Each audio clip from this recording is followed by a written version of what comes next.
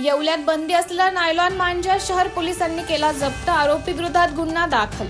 संक्रांत उत्सवाच्या पार्श्वभूमीवर बंदी असलेला नायलॉन मांजा चोरी छुपे पद्धतीने विकला जात असल्याची माहिती येवला शहर पोलिसांना मिळाली होती। दरम्यान येवला शहरातील नागडवाडा दरवाजा परिसरात छापा घालून इम्रान इक्बाल शेख याला 18 नायलॉन मांजाच्या ताब्यात घेण्यात आले असून त्याच्यावर प्रचलित कायद्यानुसार कारवाई करण्यात आली आहे।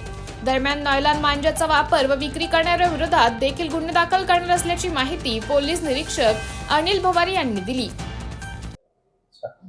मी पोलीस निरीक्षक अनिल भवारी, येवला शहर पोलीस स्टेशन।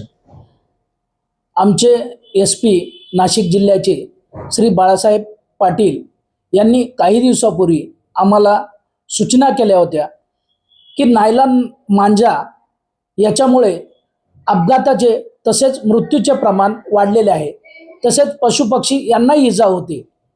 ह्या सर्व नायलॉन मांजा विक्री करणारे यांचा शोध घेऊन त्यांच्यावर कारवाई करा। माननीय SP सरांच्या आदेशाप्रमाणे आम्ही आमचे खबरे ॲक्टिवेट केले होते आणि नायलॉन मांजाचा शोध घेण्याचं काम चालू होतं। आमच्याकडे नेमणुकीस असलेले पोलीस कॉन्स्टेबल सतीश मोरे यांना बातमीदारामार्फत माहिती मिळाली की नांदगाव गेट, रेल्वे गेट त्याच्या पाटाजवळ एक इसम हा प्लास्टिकच्या गोणीत नायलॉन मांजा घेऊन त्या ठिकाणी विक्री करीत आहे।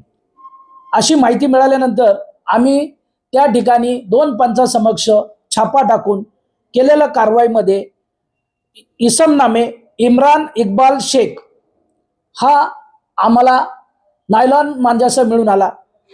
त्याच्याकडे एकूण 18 फिरक्या ज्याला नायलॉन मांजा गुंडाळला होता असा 7,800 रुपये किमतीचा मुद्देमाल मिळून आला। त्याला या प्रकरणी ताब्यात घेऊन त्याच्यावर कारवाई करण्यात आलेली आहे।